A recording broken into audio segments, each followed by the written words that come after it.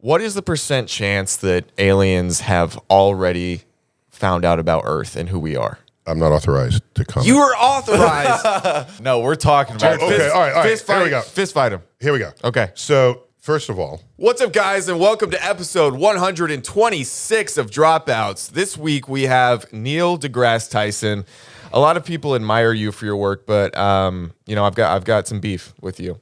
And really, yeah. that means you're not vegetarian. No, yeah, that is very true. Yeah, vegetarians. I have some celery with you. I have an exponential amount of celery with you. I mean, growing up, you've spoken about this. Wait, did you give me a beer here? Like, oh, we're getting after it today. man. Okay. Oh, yeah. Feel free to shotgun. Yeah, this is a party. It's 8:45 in the morning. We're getting crazy. We got this. Okay. The wife's not here. No. But Pluto was very. It meant a lot to me.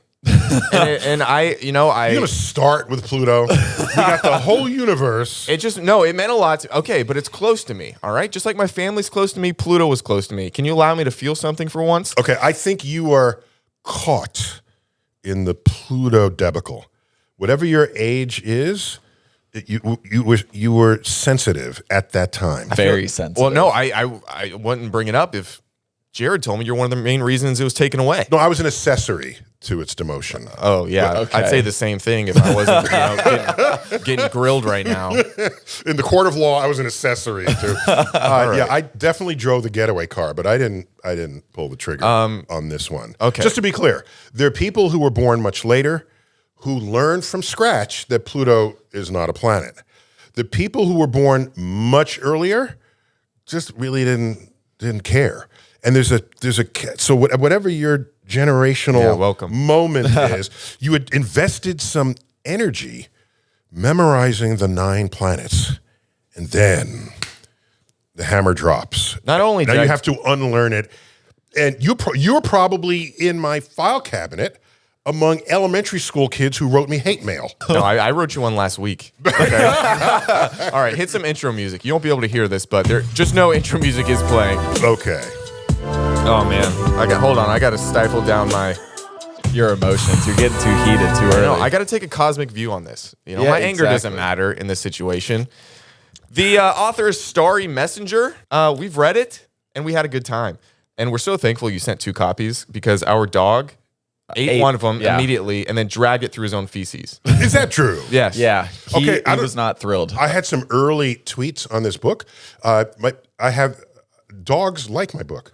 Well, my dog loves the taste. Just search dog and Starry Messenger, and you'll see a whole series of photos of dogs reading my book. Really? That's my kink. Yeah. So those are the literate dogs, but apparently yours is just a chew dog. He's 8 months, so he's No, you can't blame a puppy. he's Come on, learning to read. It's a all right? puppy Exactly. learning to read. All right, he's trying his best out here.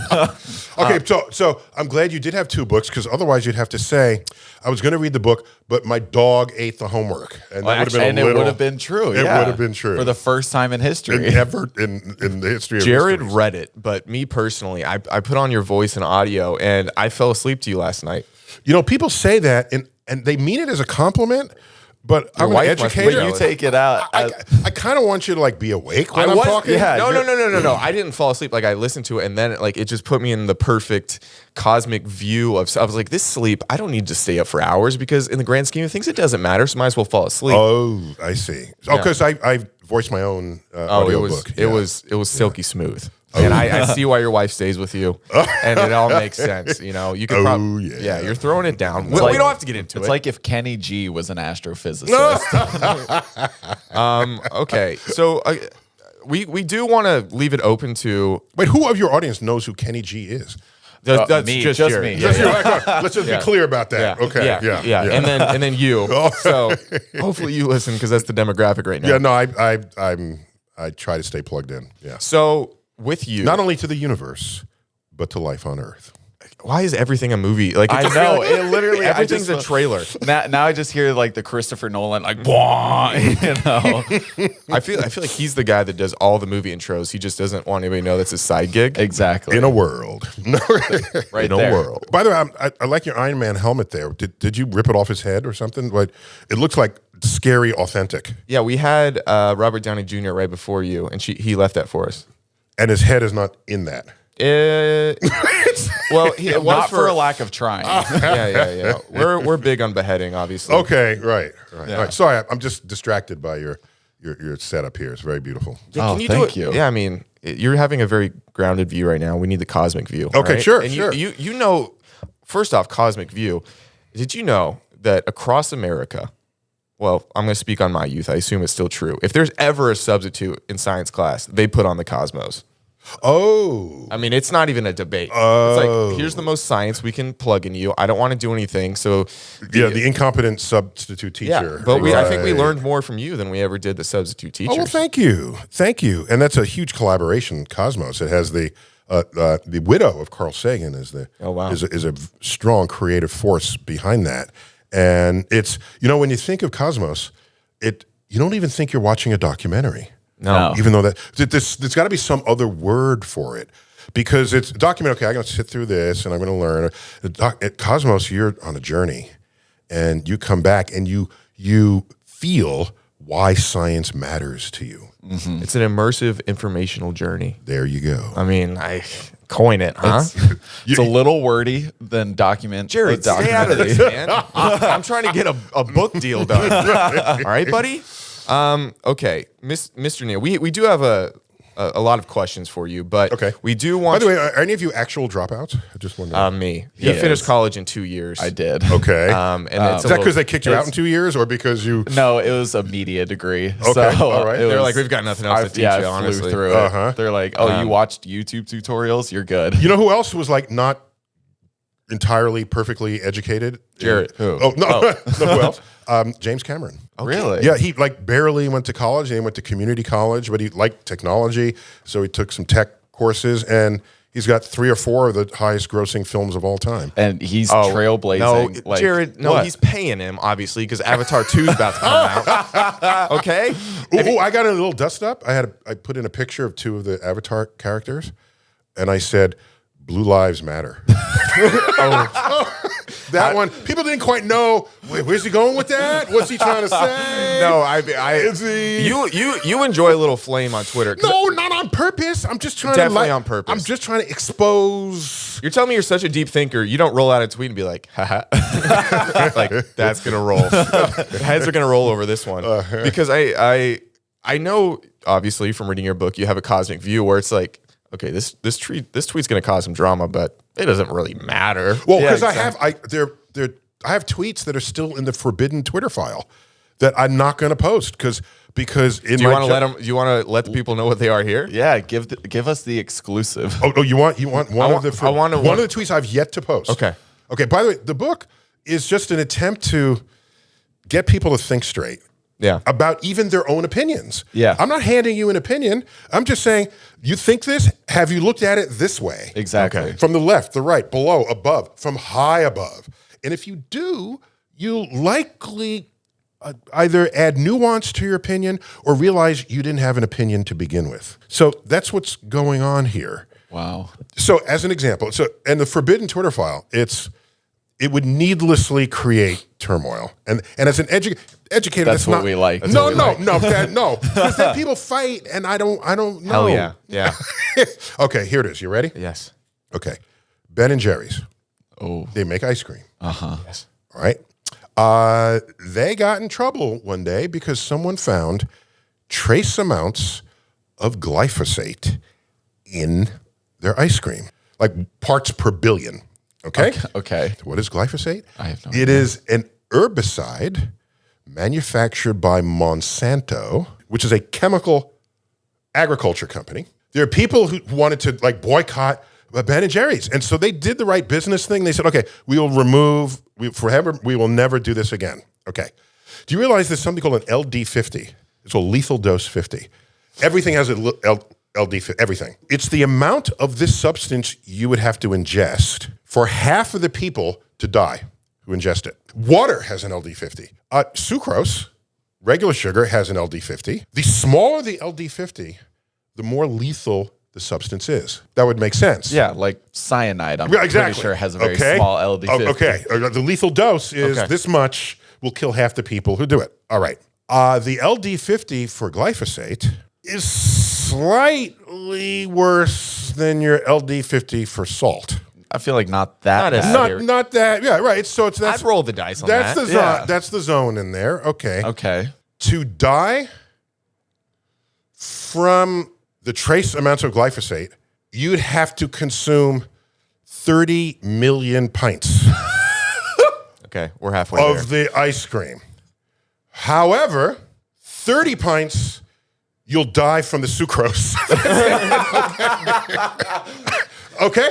So a lethal dose of just the sugar, the natural sugar.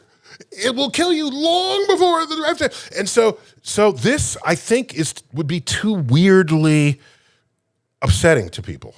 I mean, I feel like that would be a wake up call. no, I just think if you're down in, what is it? You said 30 pints. Yeah, it's around there. It might be 20, but it's in the point, tens. At what point are we going back to natural selection? Because after 15,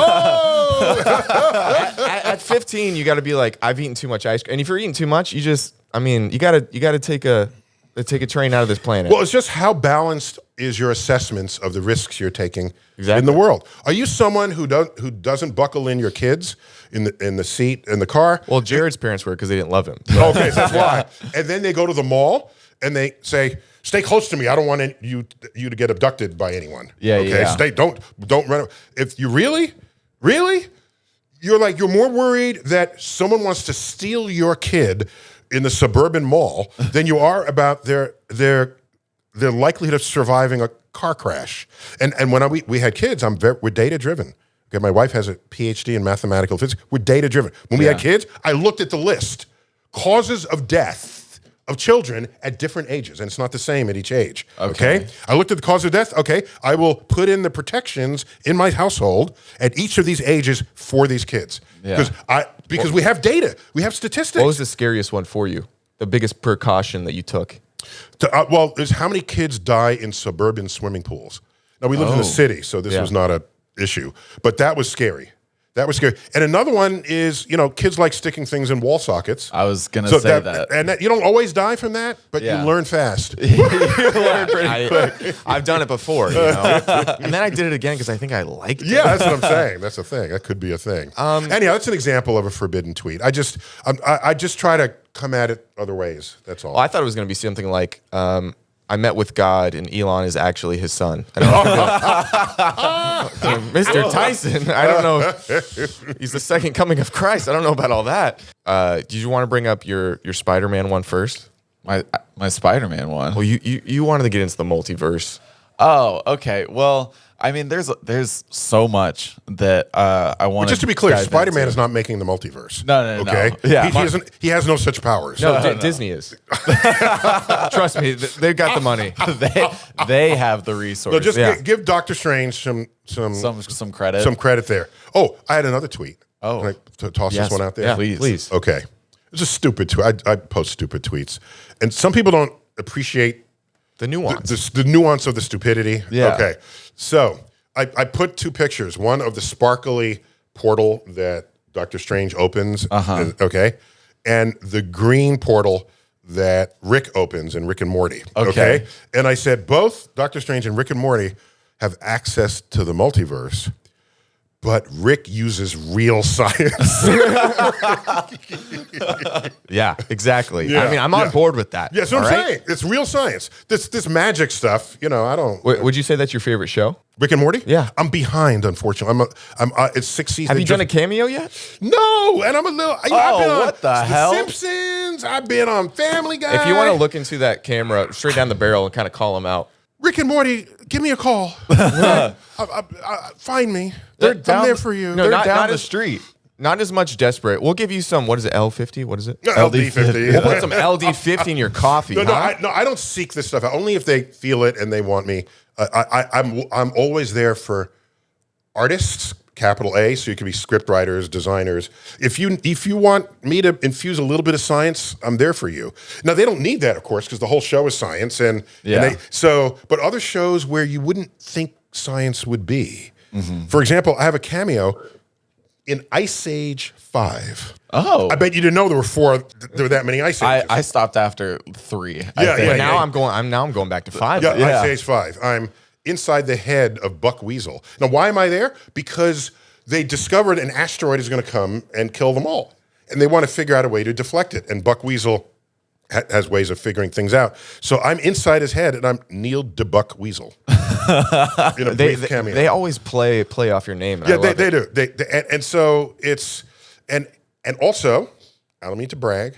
No, please do. But I had a cameo in Sharknado 6. Hold. Do you only do it? I think that the Academy overlooked my performance. Do you only do installments of like, okay, I did 5, now I have to do the 6 of some movie. And the 7th now of another. the 7th of No, it's just I played so Sharknado 6, the shark tornado, the Sharknado opened a portal through the space-time continuum and went back to medieval times. Of course it did. In so doing, there was a crossbreeding of shark DNA with dragon DNA.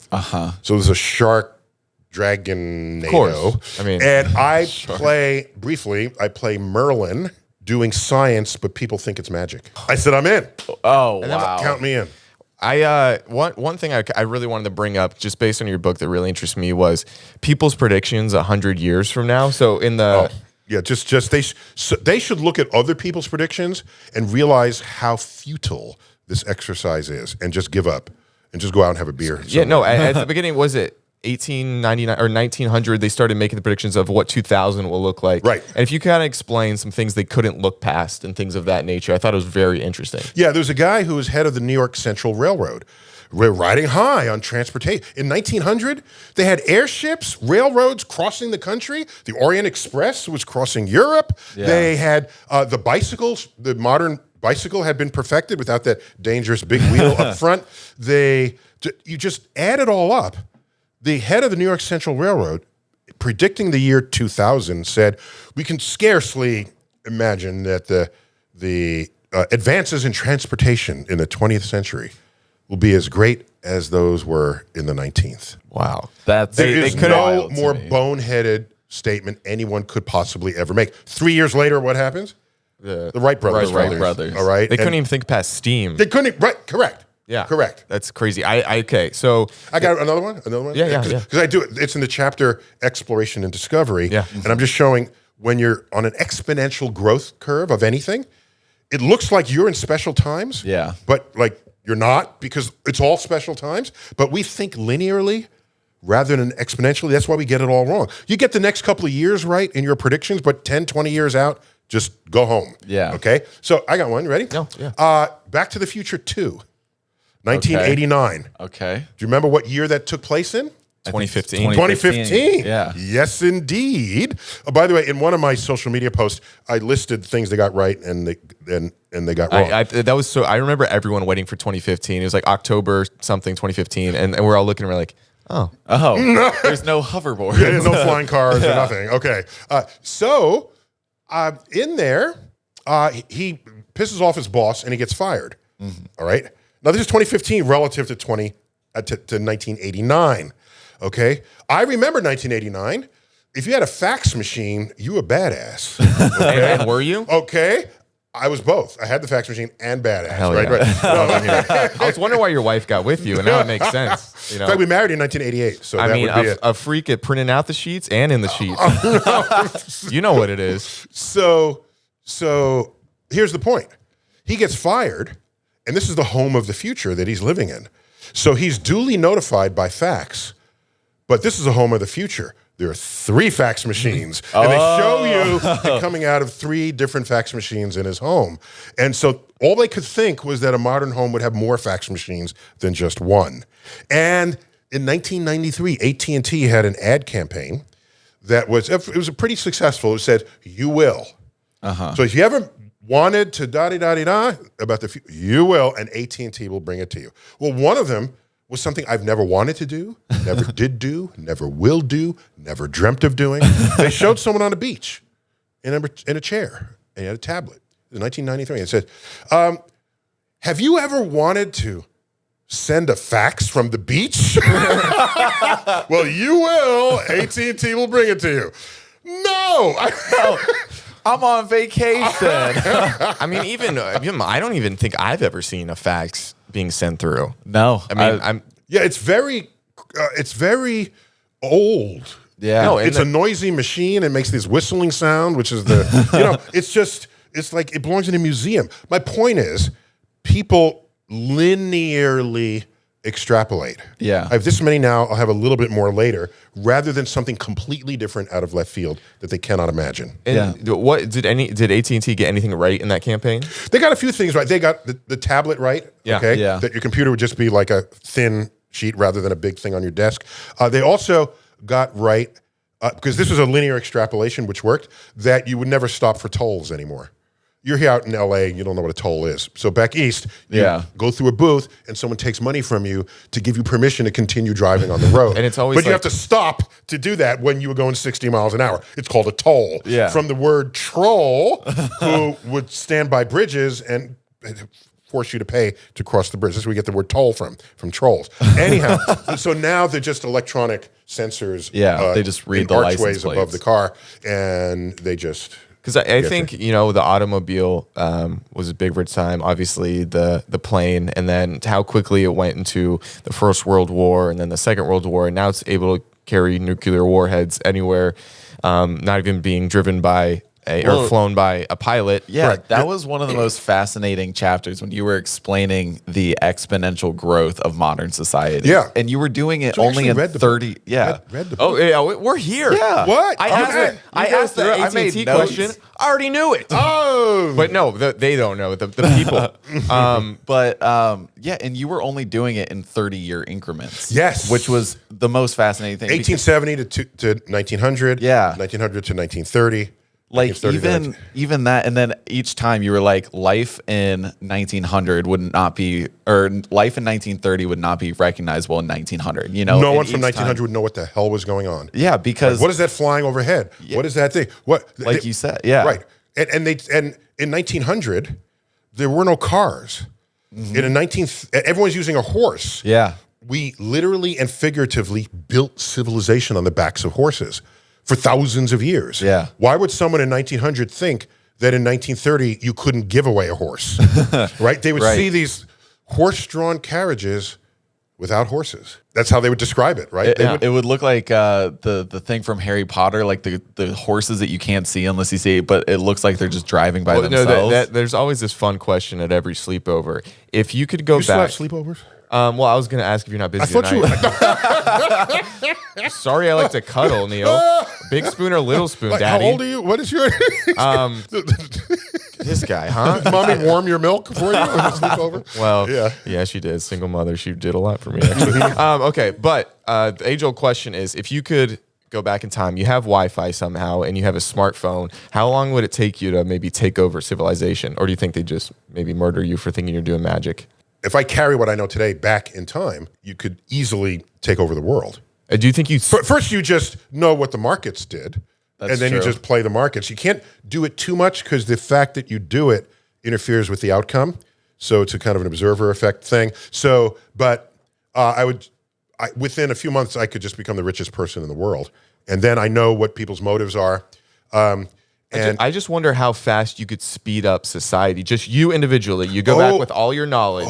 And it's like, could you get... Okay, you go back to 1900. no, you can't. I'll tell you why. Why? You can't just speed it up because a lot of bits and pieces have to come together. And they're brought together by innovative, imaginative people. So, the smartphone, for example, was not a discovery under a rock. Apple developed hardly anything that's in the smartphone other than the smartphone itself. Yeah. Right? We had the chips to carry music. They did the iPod. You remember, I don't know if you're old enough to remember the iPod. It's just a little thing. And Steve Jobs said, why can't we put the iPod inside a telephone and then put head plugs? And how can we track you? Oh, well, the U.S. military, Air Force, they launched GPS satellites. And under the Clinton administration, it split so that some of it could be used for commerce. Let's put a GPS detector inside your phone. Yeah. And initially, people said, why would you want to do that? It's just a phone. oh, wait a minute. Let's put a camera inside the phone. Why do I want to put a camera? And so the people who resist it are not thinking of the utility it could be if it's all sitting in your pocket and it's not some huge device. Point is, Apple did not invent GPS. They did not invent digital storage. solid state storage. They did not invent touchscreens. Touchscreens were invented at the Library of Congress by a grant by someone who wanted people to be able to tour the place, okay, without having to print paper, without having to have doing. And so they had these screens, and you could touch the screen and navigate maps of the Library of Congress for tourists. Okay, so this was a grant from a government grant to do this innovative thing. It took off. Touchscreen, we take that for granted. Yeah, And, big time. do you remember Star Trek 4, Save the Whales? You must remember that one. Oh, I don't, The movie, Star Trek 4. Yeah, You still have the old crew, okay? Yeah, yeah. There's a scene, they go back in time to 1986, whatever. It was contemporary with when the movie was made. Yeah. And they have to carry a whale from that present into their future, because otherwise, because the whales are smart and they're running things in the future. Point is, they have to then put a whale, and they want to create transparent aluminum, which is strong enough to hold a whale in a tank, but transparent so that they can see the whale. Transparent, that's a weird thing. I don't know what that is, but it exists in the future. So he said, so Scotty says, do you have a computer? And they show him like a Macintosh, it's a 1986 generation Mac. And he goes up to it and says, computer, he starts talking to the computer. And they're all looking at him. It's like, no. And then they hand him a mouse, okay? And then he picks up the mouse and goes, computer, speaks into the mouse. It's just you forget how much we just take for granted today. I kind of want to, that makes me think about how even my mom was like, I don't need a cell phone because I don't need something constantly on me. People need to get a hold of me all the time. What are some things, I say, in current day that people are being apprehensive about that maybe in 5 to 10 years, it's just like, oh yeah, we're all using it just like this, the smartphone? Self-driving electric cars. Oh, I predict that in 30 years so that I can be embarrassed by... Yeah. In 2050, you can look back on what I say and say, oh, that idiot didn't know what he was talking about. Trust me, I'm waiting for that day. Okay, so I totally was joining the prediction parade as I sort of poke fun at the really bad predictions. I said I shouldn't poke fun at other people unless I put my own predictions at risk. But one of them I feel pretty sure about, that by 2015, essentially all cars will be electric self-driving. Because... look how quickly we went from horses to cars. That was 15 years, at most 20 years. Yeah. In the cities, I think it took a little longer in the suburbs. Tractors had to figure out how to do tractors. But so 15 years. So we already have cars. Now they just be self-driving. So that's a smaller lift for your acceptance than going from a car to a horse, first of all. Second, you don't keep your car for 30 years or 20 years, at most 10 years. It is the natural thing to get swapped out for whatever is new. Yeah. Given the natural life expectancy of what the technology is. It's the second point. Third point, self-driving cars. They could go 100 miles an hour at one car distance from each other and never get in an accident. Yeah. Because they're never texting, or they could text, but it won't matter because they're computers. Okay. They can text and drive without a problem. But they want to switch lanes. They tell the other cars, I'm switching lanes. Yeah, they're all communicating. They're all communicating. And they have instant reflexes. Yeah. All right. And they're not putting on makeup or adjusting the dial or whatever that you'd otherwise be doing to distract you. Okay. Mine's got an attitude. Okay. So you don't have these and so it can travel very high speeds at a denser pact. So commutes would be a fraction of the time that they currently are. And you don't have to own the car. Yeah. The car would just be available because the car is the least used, most expensive asset we own. You drive it to work and you drive it home, and maybe you drive it somewhere in the weekends. Take that total hours and divide it by the 168 hours in the week. You're using the car for like 10% of your life. Yeah. Wow. And it costs you $40,000 and just sitting there? Yeah, there are days we don't even drive our cars, exactly. You know? And it's a $40,000 thing. Or whatever you paid for your car, $20,000. Yeah. And so... yeah, we're not rich like you. Okay. So point is, you say, I'm going to work and I'm going to leave in 20 minutes, a car shows up.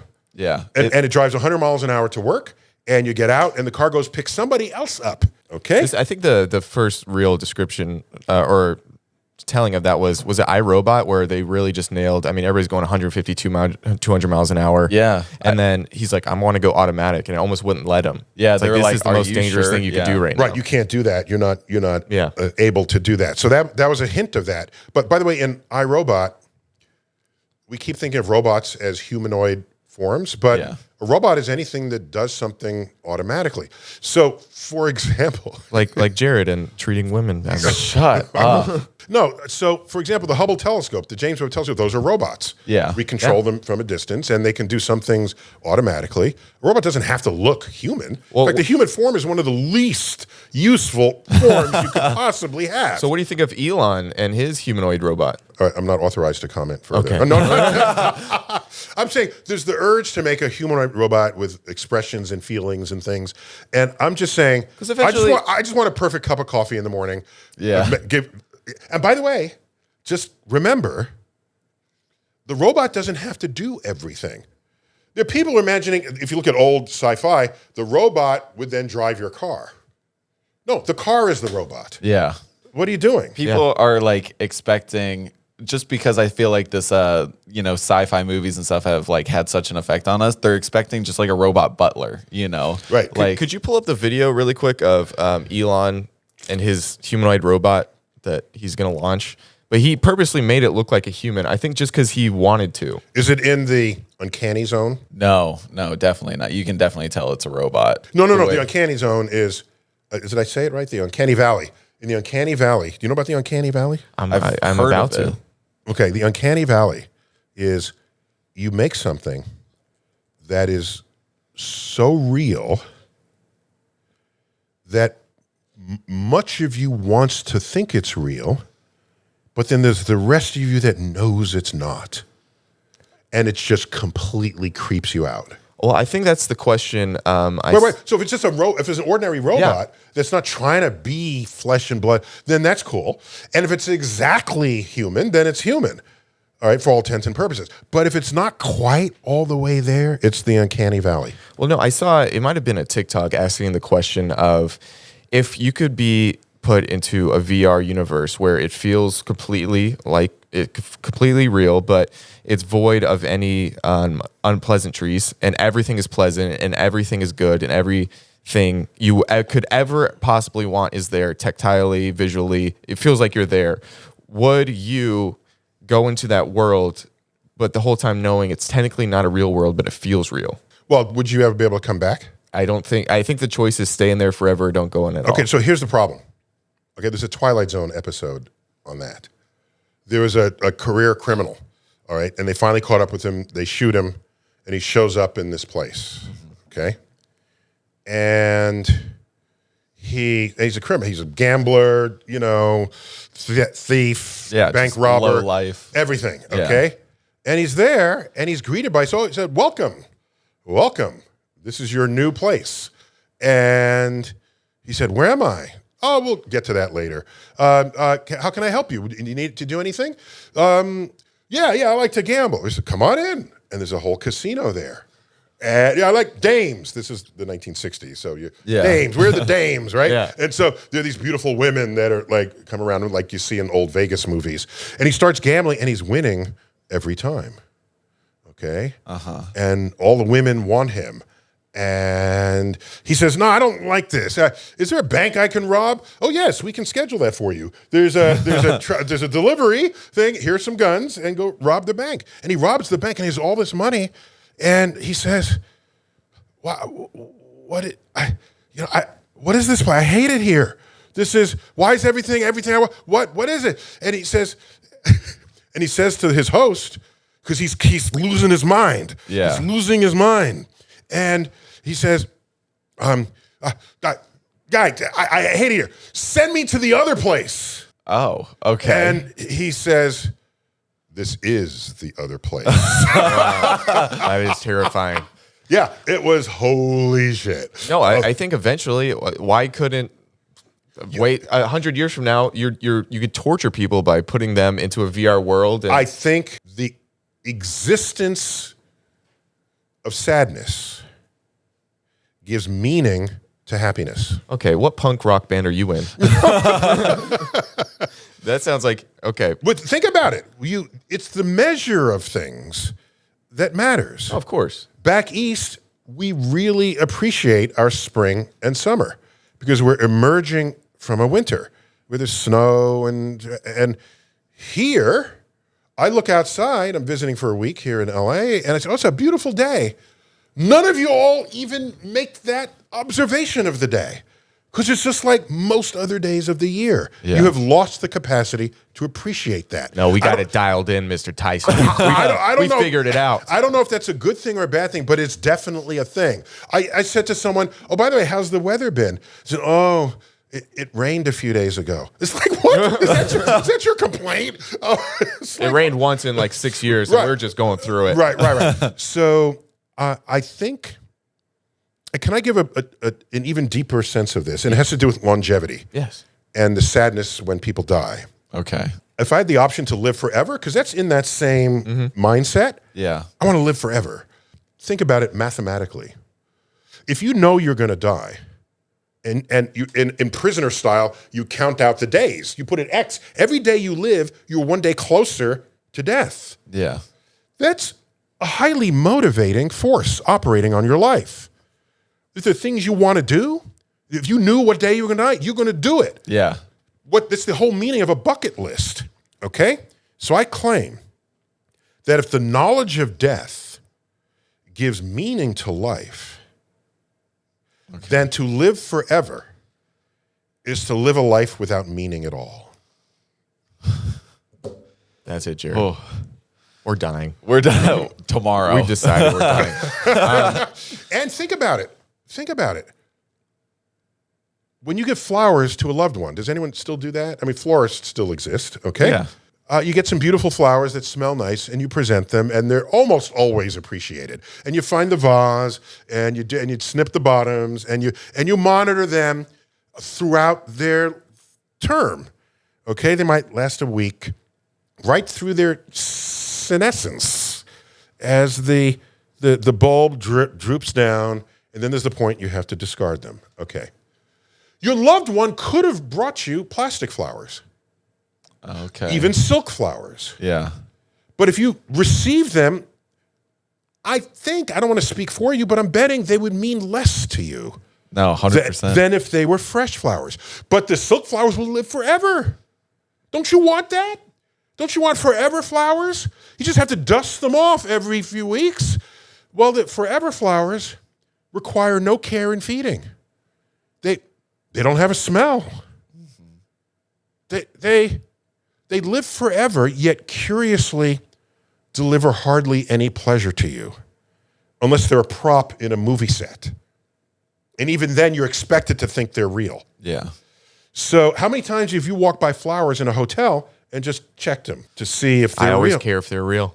I do. I do. Is it real? Because if it's real, it means they care on a level beyond just putting up fake flowers. Point is, the meaning the flowers grant you comes from your knowledge that they will die. Has that helped your existential crisis of being scared of death? Can I add one more? That just gave You can have as many as you want. Just to add another You're sleeping over. nail to that. That's right, we are. Yeah. Only if I have more milk at the end. Only put another nail in that coffin. I can't speak for cat owners, but those who own dogs, you know that every time you come back from wherever you went, the dog is happy and it's jumpy and it wants to lick you in the face.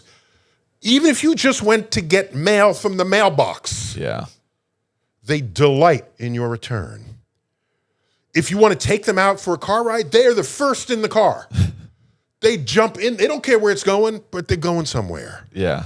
They're some of the most joyous creatures that live among us. And no, I'm not a dog psychologist, but let me offer a plausible account of this. Okay. Dogs don't live as long as we do. An old dog is like 14. Fact check that. Okay. That dog is old. Yeah. And then they die. We live to 90 if we're, eat well and wear a seatbelt. So you divide the two, you get basically a factor of 7. Okay, Yeah. so this is where the 7 dog years formula comes from.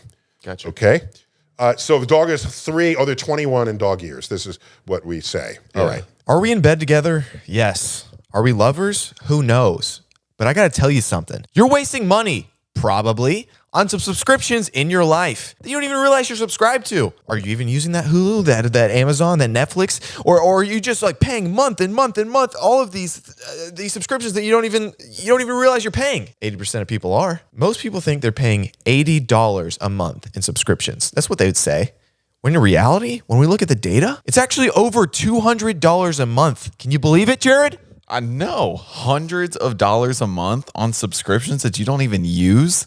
That is the most absurd thing I've ever heard. It's wasting money. Who likes wasting money? No one. That's the answer. Most of my ex-girlfriends, but besides that. Okay, the ad copy didn't say get into your personal trauma. Well, that is why I love using Rocket Money, formerly known as Truebill, because it shows you all the subscriptions you might not even realize you're subscribed to. And then in one little click place, you could be like, hey, unsubscribe me right there, buddy. I'm trying to save some money. I'm trying to eat and feed my family, man. And if I could save that much money, I'm getting emotional for how much money we're going to be able to save people. It's okay.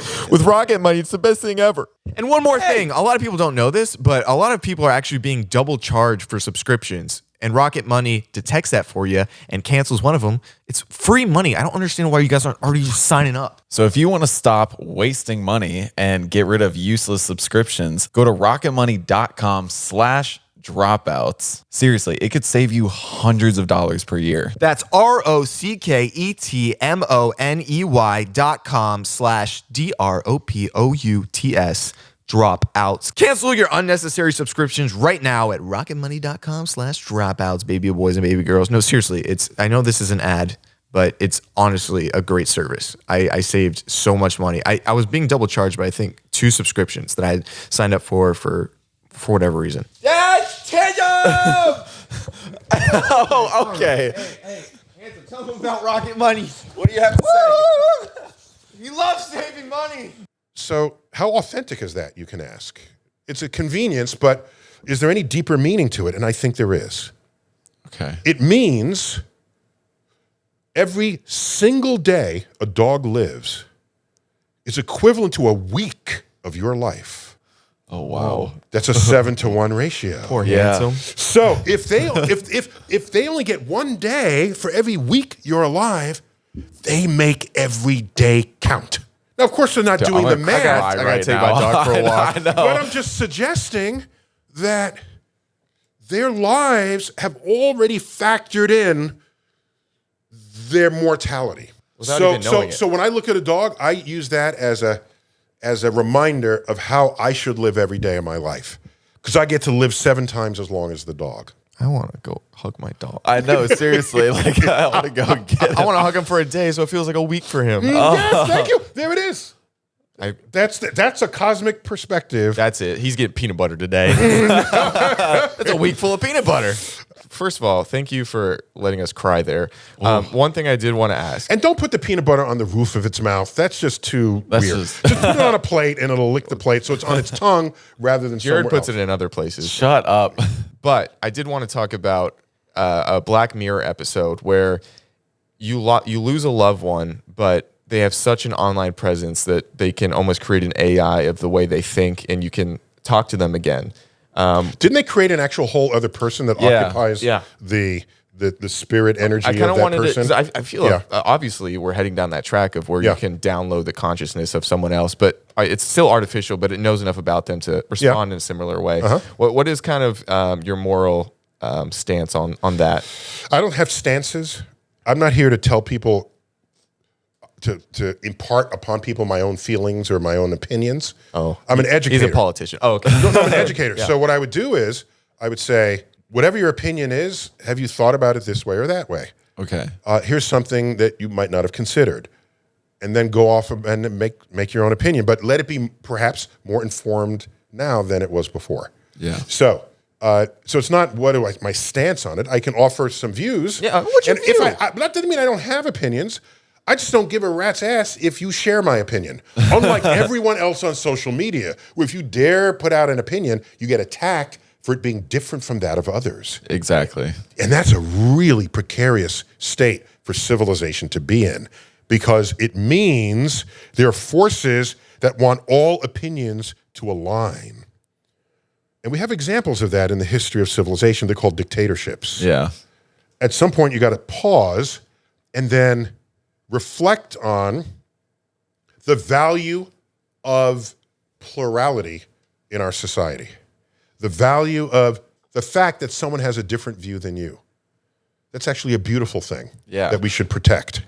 You have a good quote in here. Oh, here that's about that. You better know we read this. Let him know.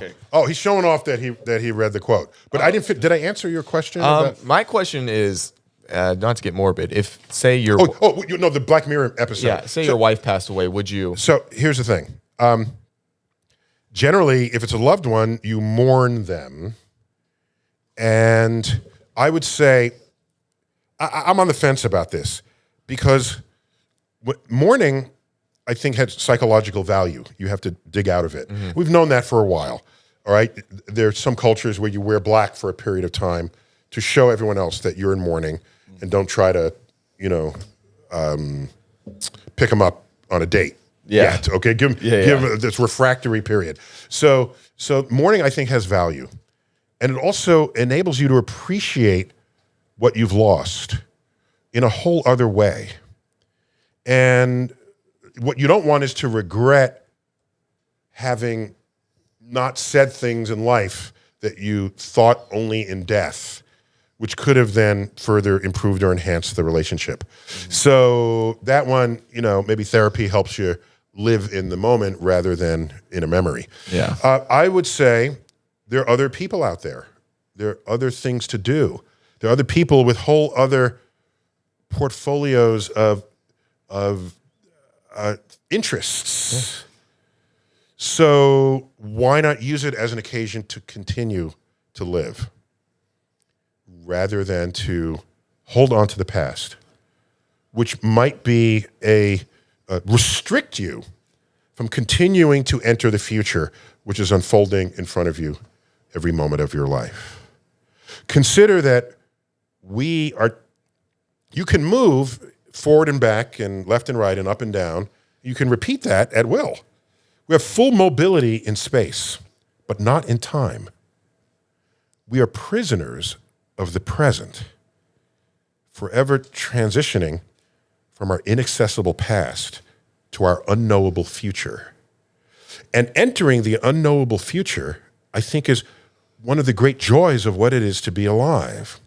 So, which means the more you clutch the past, the less capable you will be of moving forward in the future, which is going to come your way whether you like it or not. Yeah.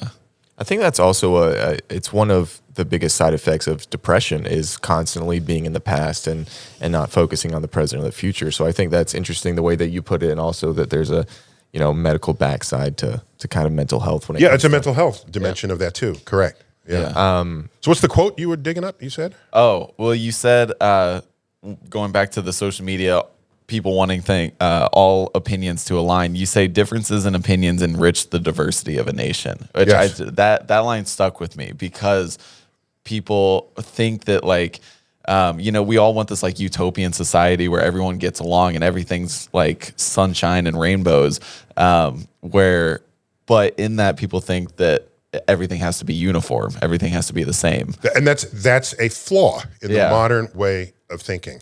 When I grew up, not that everything was great when I grew up. I mean, there was racism, rampant sexism. I mean, there was wars, Cold War, hot war. So I'm not saying things were great. But what I will say is you could be in a room and ask someone, who are you voting for? Yeah. And they might say the other candidate. And you say, that's interesting. I'm voting for this person.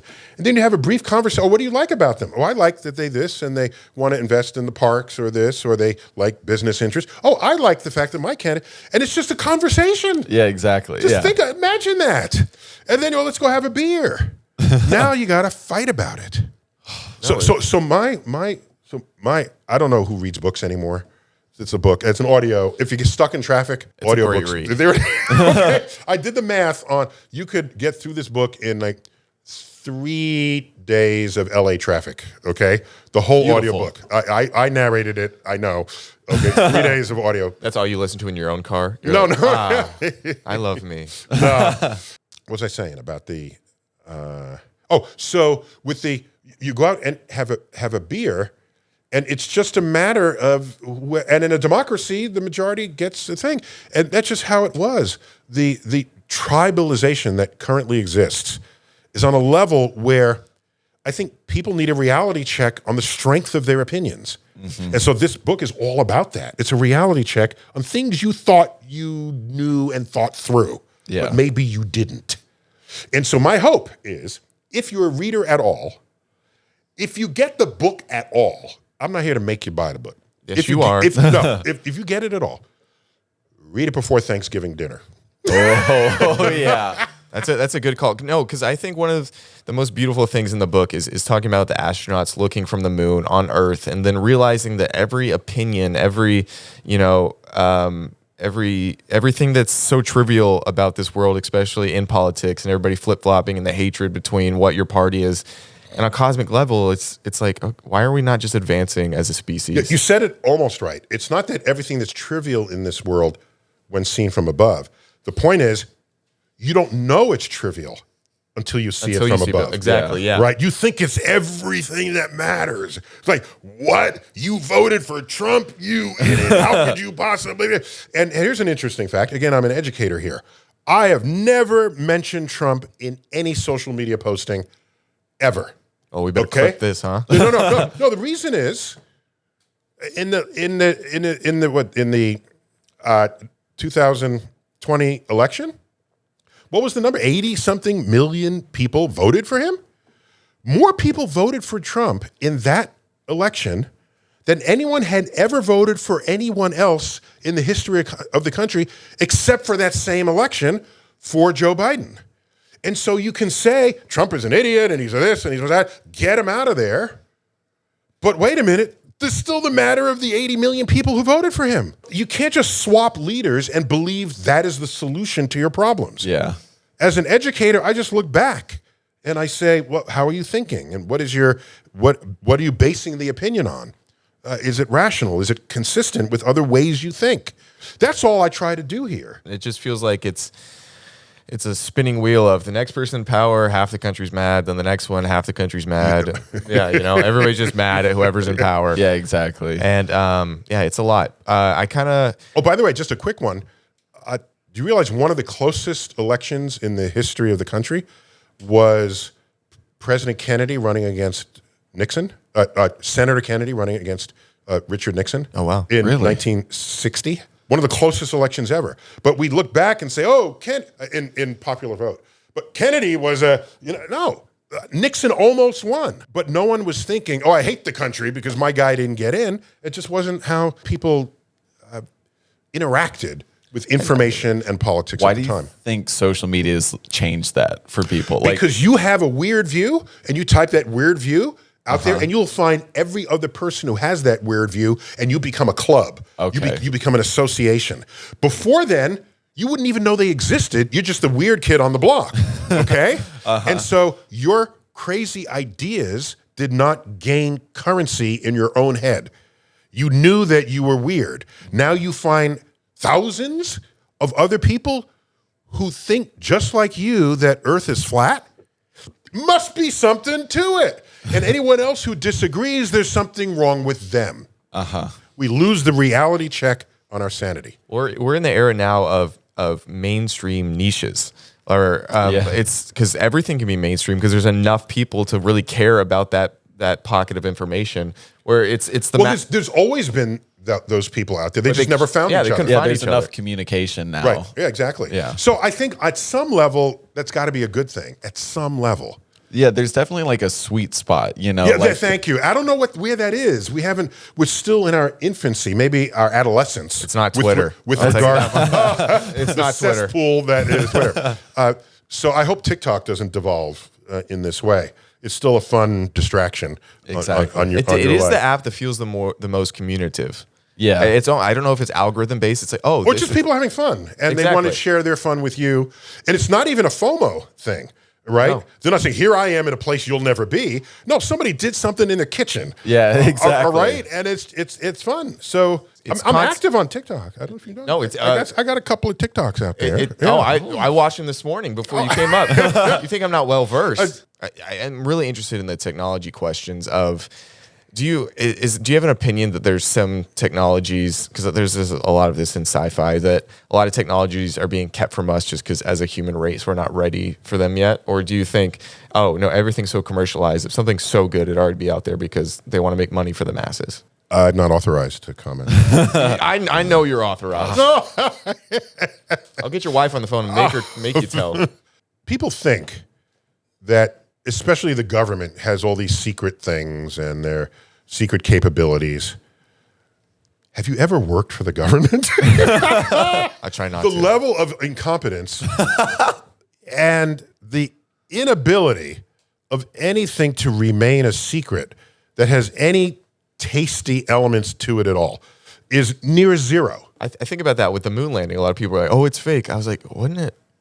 That would have leaked a long time ago. Okay, yeah. So you'd have to fake not only all the imagery in the 1960s, okay? Yeah. No green screens yet. They weren't invented yet.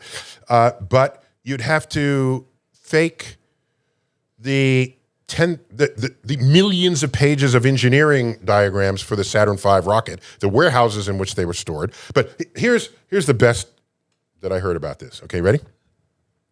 The government goes to Neil Armstrong and said, Neil, we don't know how to get you to the moon, but we have to pretend we did. So, so the Russians think that we can do this. So what are you going to do? We're going to get some Hollywood people and we're going to stage it. And they check with Buzz Aldrin, and Buzz Aldrin agrees. So they try to set up the lunar landscape, and it's really hard.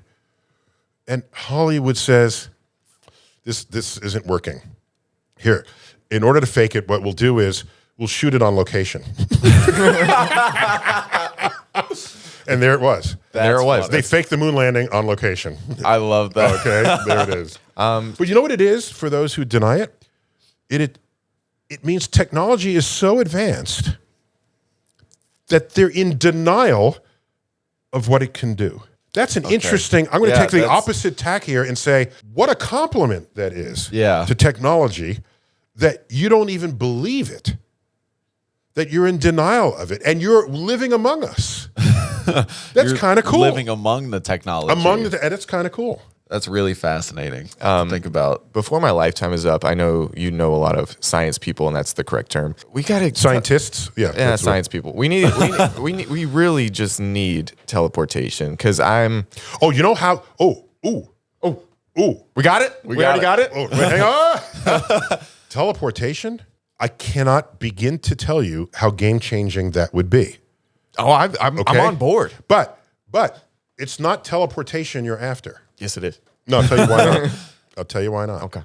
Okay. You think it's teleportation because they do that in the movies. I love movies. What you really want is the power to open a wormhole anytime in any place. Yes. Okay? So, for example, on Star Trek, they go into the transporters and they beam somewhere. Yeah. If they had Rick's power of portal, they just open a portal, step through, and you are where you need to be. You're not teleported. Yeah. You just step through a wormhole. Those are wormholes, by the way. These portals, the green thing and the sparkly, they're basically wormholes. So, wait a minute. I tell you this, I was in Charlotte Airport, North Carolina, and I had to go from a big plane to a little plane.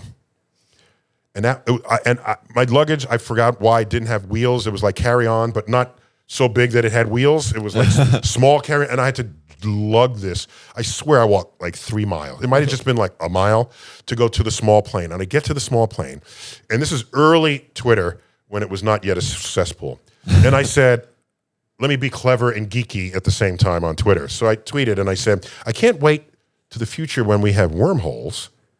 At that point, all gates will be adjacent to one another. I said, yeah, I just geeked that one. Okay. Okay. Now, however geeky you are, there's always someone geekier than you. Okay. Just let saying that that for be. years. Putting that out there. Just putting it out there. I've got a back tattoo of that. A rule of the universe. Lower back, just checking. I'll see you tonight at the sleepover. Yeah, I'll show you later. Okay. So Next to the warm milk. So someone tweets back and said, Dr. Tyson, the day we have wormholes, you won't need airports. Oh, You just got out geeked. Oh, That was Geek Squad. that was they rolled up on you. oh my gosh. And there it is. So just think about it. The day you can do that, there are no airports. Yeah. There are no roads. It's no transportation. You don't need your 12-lane 405 freeway. Yeah. Okay? It's out. I'm pulling out my Ford stock. Because wherever you are, you just walk through the portal and you're there. Exactly. Imagine the back of your refrigerator connected to the grocer. Well, just- wow. no. The grocer peaks, oh, you're low on milk. They swap out, put in a new milk. And you just have a standing order for supplies. It would get rid of trucks, Yeah. pollution, the gasoline. You have to hang out with people you don't want to so much more often because there's no excuses. Oh, just walk. Oh, through. my car broke down. Oh gosh, can you Flat come over tire. for dinner? I'm from the city. You can't say your car broke down. Oh, that's Yeah, true. it doesn't work. Yeah. So just think of the future of teleportation. That's a game changer. Look how much real estate would be given back to people when you give up the total acreage of freeways. Yeah. That spaghetti through Los Angeles as the prime example of this. Do you think? Can we at least have? Are we at least 0.001% there for teleportation? No. All right. Wormholes are unstable, and you need sort of negative matter. So are to my open exes, them up. but we figured it out. Yeah, not everything in the movie is real. Okay, to fine. tell you. Well, I saw an interesting video basically explaining what you just explained, how there would be no more roads, no more trucks, no more need for all this.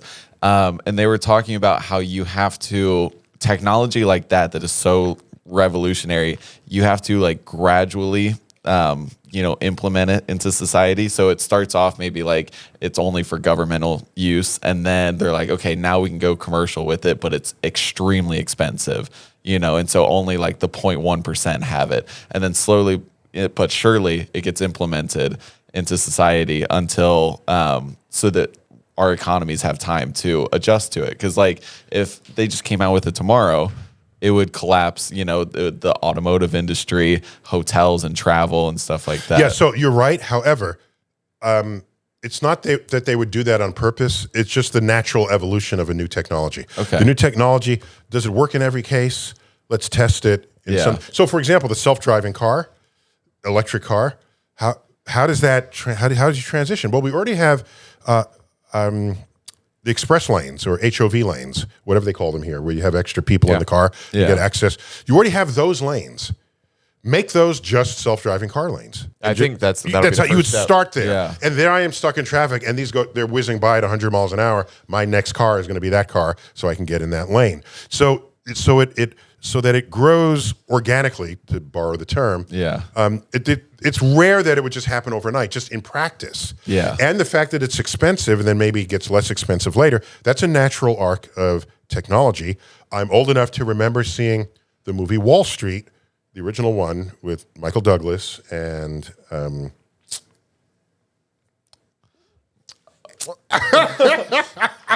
Sure. Could you look that up? Charlie for a second? Sheen, Michael Douglas and Charlie of Sheen. course. Thank you, of course. Yeah, Charlie I Sheen. just watched that last night. 1987. Exactly, Who doesn't So remember I that? remember watching Gecko at his fancy beach house in the Hamptons, talking to Buddy, who is Charlie Sheen's character, on a shoulder-mounted cell phone. Wow. Shoulder mounted. Okay, it was Mounted. okay. It was shoulder, and he's walking the beach with no wires. And I thought to myself, wow, I wish I were that rich so I can use that phone. I remembered thinking that. You could probably buy it now. But here's so the point is, any new technology is going to be expensive, and it's not going to work very well, and only rich people will have it. Yeah. Over time, it becomes commoditized. They don't make money selling it only to 30 billionaires. They make money selling it to everyone. Yeah. Flat panel TVs, when they came out, were $10,000. Now they're an impulse item at Kmart, okay? Oh, it's 60 inch. Let's just get your friend come and it's $600 or whatever they're costing. Yeah. So nobody today doesn't have a flat panel TV, even poor people. Okay? Yeah. It's full color, everything. Goodwill doesn't even take like plasma or right, exactly. projection TVs anymore. For example. So there is a natural arc where it becomes cheaper, smaller, faster, better. And by the time it's ready for the masses, it's a perfected technology. Okay, so what do you think of Mark Zuckerberg and Facebook and Meta going full into VR, AR, the metaverse? What's your opinion on kind of them taking a first big swing as a giant company? So I have opinions, Okay, but I don't need to impart them on others. By the way, let me benchmark my opinions. I'm old enough to remember Star Trek in first run. Okay, and I was all in on everything. Photon torpedoes, transporters. Yep. All in. I'm all in. But wait a minute. A door can't possibly know to open just by you walking up to it. No, that'll never happen ever. That's what stopped you in your tracks. That was the least believable part to me. This whole show's bullshit. and of course, Kmart humbled you again. Well, what they would ultimately have are step pads that would connect a circuit, and then they would open a door. Yeah. Because we didn't know how to beam infrared off of you yet, right? So that was fun. I used to play with those as a kid. They in grocery stores because sometimes you're holding bags you can't physically pull open the door. Yeah. But I remembered thinking that would never happen. So don't trust my prognostications I'm here. going to regardless. But Okay. So the headsets, okay? The VR headsets. yes. Why doesn't everyone have one now? They've been around for decades, and they've been slowly improving, but everyone doesn't have one. Like, why not? There was a day when movies were in 3D. How come every movie is not made in 3D today? Because it sucks. And it gives me a headache. Okay, I'm getting Okay, he's laying out the breadcrumbs. Thank you. I'm putting out the case. Yeah. Go back to the 1950s. I don't think this is just legend that there was something called smell-o-vision. Oh yeah. Where Bring there's to be a that back. smell in the movie, and they pump out a smell in the arm. How come all movies aren't smell-o-vision? That's a great question. Okay, we have holographic projections. How come all movies are not holograms and you walk among the characters? Why is that not the case? So, my sense is when a technology is obviously something everybody has to have, it doesn't take all that long for everyone to have it. There's 6 billion smartphones in the world. Yeah. Oh, by the way, VR is fun. And AR is great. The Pokemon chasing the characters in one location and not another. I'm all in, but is it going to take over the entire community of gaming? I don't know. I'm skeptical only because I've seen other attempts at brand new technologies that they had 3D TVs. I bought a 3D TV in 2011, and I have the 3D goggles. I never use them. Never use them. Because not all shows are made in 3D, and only some shows are, and you have to sit in a place, and I'm just fine without the 3D. So I don't know where it's going. Maybe there's got to be some breakthrough in it. But I also know, and just to get a little inside baseball here, I work professionally at a museum. I'm director of the Hayden Planetarium. Yeah. It's a planetarium. We have our seating in a circle. But at the time we renovated, people said, the trend is everyone's facing one direction because that way you can program the show better. Everyone's looking in one spot rather than where is the, okay? All right. I heard that. But then I realized, wait a minute, if you're in a circle, it's kind of like you're around a campfire. Yeah. There's something communal about it, something participatory. The moment you spread that out and look only in one direction, you're in a movie theater at that point. And in a movie theater, while you can hear other people, you're actually only experiencing it for yourself. VR goggles, you don't know who's standing next to you. The virtue is you can interact with someone 1,000 miles away. Yeah. I had a VR conversation with Mark Zuckerberg. Okay. Okay? But it was a little... All right. That's what you're completely fine. No. So and it's not too long, a few weeks ago, and there's a point where we extend our hands to shake. It was a little weird because I don't feel flesh on my hand. Yeah. It's virtual reality, not reality, right? Yeah. There's not some human hand coming in. So it was a little weird, but we did get to share a common video experience with it. So my sense of it is all of these new technologies will find their niche markets and they won't go away. They'll be sustained in those niche markets, but I don't see them taking over everybody. Because when I go to a sporting event, I want to feel you next to you. I went to the event with you. Yeah. I don't want to focus somewhere else. Yeah. The communality of human to human interaction has great value for those who are social. Now, if you're on the spectrum, maybe you don't care. Okay? Is Mark on the spectrum a little bit? And we know Elon is a little bit. But if you are, then the idea that a human being next to you has no value, less value to you than just a virtual experience, that is completely understandable.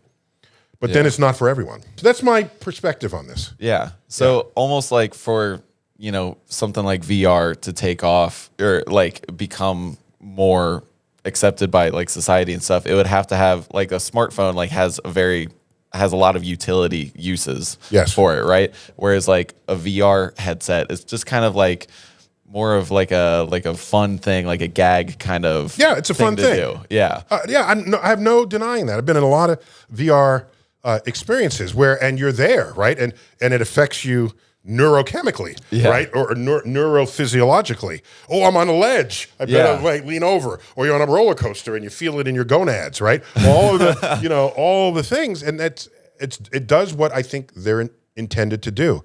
But it's not obvious to me that simply boosting the resolution is going to be all that matters. They even have the VR cardboard that you slip your phone into and you hold it up and it has the two images.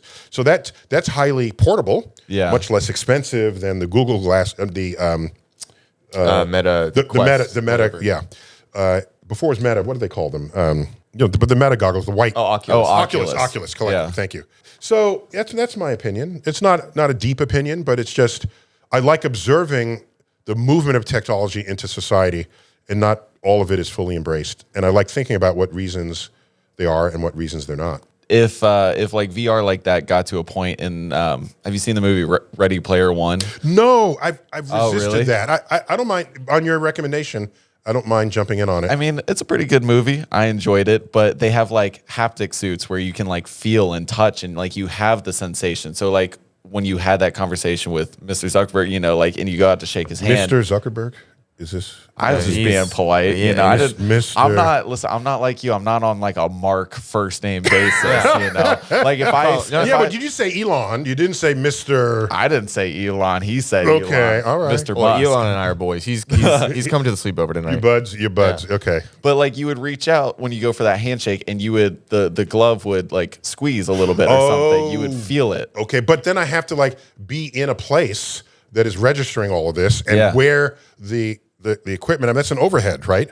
There's a lot. No, I don't have to don a suit to pull out my smartphone. Yeah. Right. So So whatever the barrier of entry, be it financial or just physical, I think is another factor here. Yeah. Granted, in that movie, like that sort of universe, the economy kind of transitions into the VR world that happens. So like people have legitimate jobs and stuff. So it becomes more of a necessity to have that. It's not just like if you spend $1,000 on this, you can put on this suit. It has more utility to it. Right. But yeah, I just thought that was interesting. Because then it becomes more part of your lifestyle rather than just like, I'm going to play a scary game on a VR headset. So what would be in this vein? I'm reminded of Total Recall, where does it matter if you're actually on the beach, in Tahiti, if you can sit in a chair and they implant those memories in you? Oh, okay. Yeah. If we have that much control over your neurology, why not? It'd be like the Matrix, right? We'll just give you this experience that you think you're going through in the moment, and then it becomes part of your memory. Way cheaper than actually flying to Tahiti. Or some people call it LSD. Okay, I do want to ask you, this is the clickbaity question.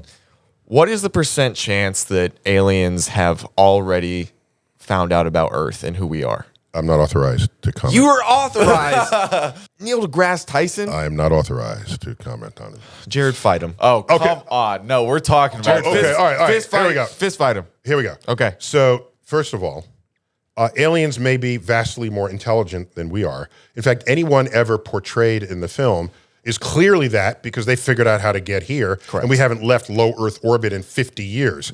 So Hey, they're we're clearly smarter, Okay. and they're probably stronger than us. You have people shooting their guns at the spaceship. Like, come on. All right. So the question is, why would we think they would be interested in us at all? I feel like That's our ego talking. Well, I'm getting it. That's our ego sorry. saying, we are so interesting that vastly more intelligent and technologically capable species are going to come and want to observe us and poke our gonads. And this is the height of ego, first of all, okay? When you walk by a worm, do you say, gee, I wonder what that worm is thinking? Oh, let me find out. No, you don't care, all right? That's my first comment. Second, I joke, only half joke, that maybe they have visited us and they just happened to land during Comic-Con. And nobody noticed. Hey, good costume. Hey. And so then they go back to their home planet and say, did you want to enslave them? Or no, they're just like us. Yeah, they're sick with it. And I got another one. You know how much space junk is orbiting Earth right now? From lost rocket parts and drop wrenches and this sort of thing? I've heard quite a bit. Yes, quite a bit. And so maybe the aliens came by Earth just to visit, and they saw how much trash we have orbiting our planet, and they say, we're not coming anywhere near this planet. Let's pick another one. And then they just pass on by. Oh, guys, just come visit. All right? Okay? I want to meet the aliens too, of course. Doesn't seem like it. No, I love me some aliens. You're not putting a good pitch out there. It is my first thought anytime I'm on a mountaintop alone, ready to use a telescope, and I'm communing with the cosmos. I want this to happen after I'm getting my data, and then I'm done, and I say I want to get abducted. I want a beam of light to just take me to the universe. I think of that every time. Do you tell the wife that if you don't come home? Have I you ever don't used come that? home? You come home sloppy one night. It's like, No, I don't. hey, baby, I was beamed up. I swear. This time, I swear it happened. No, you know what she would say? She would say, where's the evidence? And I have a smartphone that takes video, high resolution, and images, which is kind of what I'm waiting to happen if we're actually visited by aliens. We have crowdsourced an alien invasion by distributing high-resolution cameras and video to 6 billion people in the world. Well, what is And that? we have no such imagery. Here's my thing, right? Do you think like a lot of ancient cultures depict, these stories of like angels coming down from the I skies? smell ancient alien I love ancient aliens. fan here. But I'm sorry, my hair doesn't do what the guy's hair does. do you think like aliens came, like if they did come, they came and visited at a time where they couldn't be documented? Okay, so here's one. I was at Stonehenge a few weeks ago. Okay. Okay. This guy just doesn't quit, huh? A wanderlust Was Mark over there here. too? And so we got a driver to take us from, I was with my podcast, my Star Talk podcast crew, and we were filming, and it's like Star Talk takes London kind of thing. Yeah. And then I realized we happened to be in London on the summer solstice, okay? And so that's the famous day where the sun rises over the heel stone of Stonehenge and all that. I've seen Avatar. So that works also for the day after summer solstice, but no one knows that. But I knew that. So we drove there overnight. We found a driver like on short notice, and the driver is all in on Stonehenge being an alien portal. Okay. And so I'm on camera with him. We posted this. It's Star Talk Takes London. You can find it's at the end of the 20-minute video. It's 24 hours compressed into 20 minutes. And I have a conversation with him. I said, so what do you think? Oh, well, it's aliens, of course. This is where you'd come, and the aliens would teleport. And I just asked him, don't you think there'd be some technology visible other than rocks? Yeah. I mean, where is That adds up, yeah. where? And he said, oh no, they took that away with them. They don't use it anymore. Okay, so the anatomy of a conspiracy theorist is they already know what must be true in their own mind. And wherever there's a gap in the data, they have to say it's a cover-up. Of course, yeah. Okay? My ex had a similar story. This is the anatomy of a conspiracy theorist's thoughts. Whatever data do not correspond, they either discount, or if the data are missing, they say someone else has it and they don't let them know. And that enables them to connect dots without regard to conflicting information. But it's a fun, I'm not ridiculing him. We're just having a fun conversation. And I'm just posing questions back to him about his hypothesis. Yeah. So he's basically just like at me next time. So I remain unconvinced that we've been visited by aliens. We have high resolution images of the surface of Mars, an image of a collision with a moonlit asteroid, the DART mission, to deflect it so that we know how to deflect future extinction level asteroids.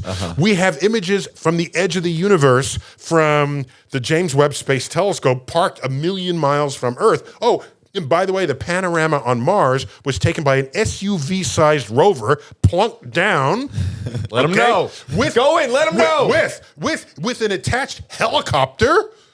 We have this high-resolution imagery of all these places in the universe, and the best you have is a fuzzy, monochromatic tic-tac in a Navy airspace, restricted airspace, and you want to say those are visiting aliens? If that's the best you have, we have more work to do here.